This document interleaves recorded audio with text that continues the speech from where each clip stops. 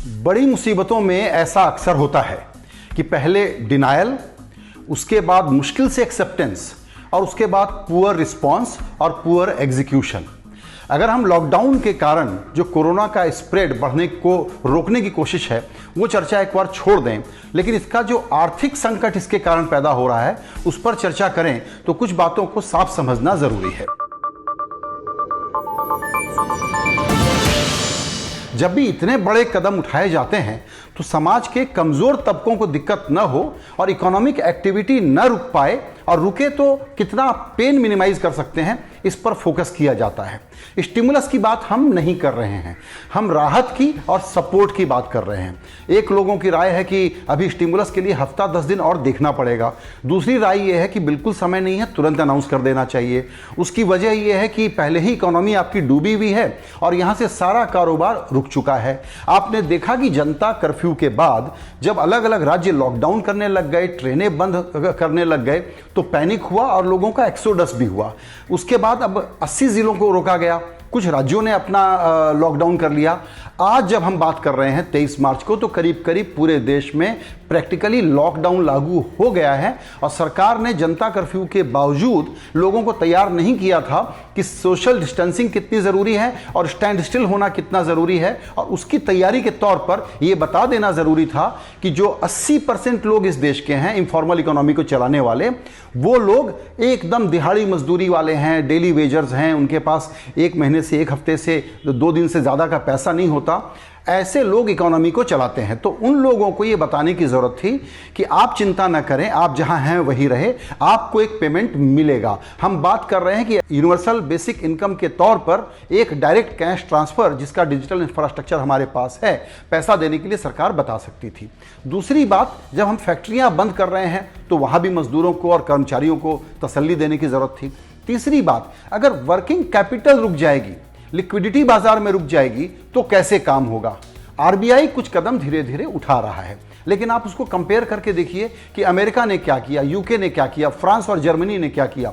वहां फिस्कल और मॉनिटरी कदम जोर से आए और एक साथ आए, क्योंकि जब अब फैक्ट्री बंद है, दुकान बंद है, मेरे पास कमाई नहीं आ रही है तो मैं अपना पेमेंट कैसे करूंगा। ऐसे में इसको कहते हैं फोरबियरेंस।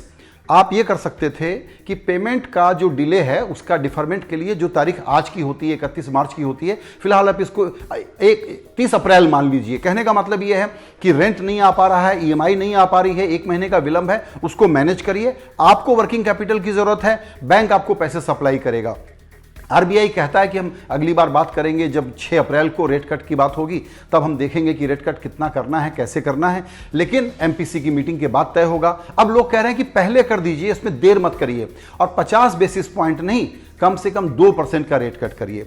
सरकार जब इतना खर्च करेगी, क्रेडिट लाइन को टूटने नहीं देगी, बहुत सारे पैसे बाजार में अवेलेबल रखेगी, तब जाकर के ये इतना बड़ा जो इकोनॉमिक शॉक है वो एब्जॉर्ब हो पाएगा। तो राहत देना, सपोर्ट देना एक बात है, स्टिमुलस देना दूसरी बात है। स्टिमुलस के लिए हफ्ते भर का इंतजार कोई बड़ी बात नहीं है, लेकिन ये जो सपोर्ट देने की बात थी, इसमें अनाउंसमेंट में देर हो रही है, टुकड़ा टुकड़ा हो रही है। अब आप सोचिए कि जिसको बीमा का प्रीमियम देना है, या जिसको अपनी फीस चुकानी है, जिसको अपना रेंट देना है, जिसको ईएमआई देनी है, और जिसको एसएमई को अपने कर्जे चुकाने हैं, और अगर 3 महीने से ज्यादा हो गया तो वो एनपीए हो जाएगा, तो ये बड़ी साधारण सी बात है कि आप उसको कहें कि अब 6 महीने का आप क्राइटेरिया मान लीजिए इस इस बहुत मुश्किल परिस्थिति के कारण।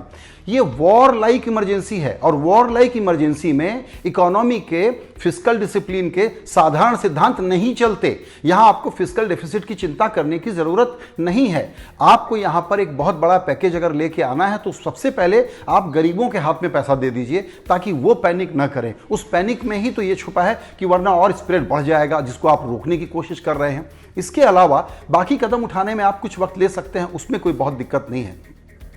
रहा सवाल कि इकोनॉमी हमारी जो पहले से नीचे जा रही थी, उसमें आप ये अंदाज लगा लें कि अगर 1 महीना डिसरप्शन ऐसा रहता है तो 1.5 लाख करोड़ रुपए की रफ्तार जीडीपी की और कम हो जाती है। ऐसे ही में आपको बड़े कदम क्राइसिस में उठाने की जरूरत पड़ती है कि इकोनॉमी को और सपोर्ट देने के लिए हम क्या करें, तेजी से फैसलों की जरूरत पड़ती है।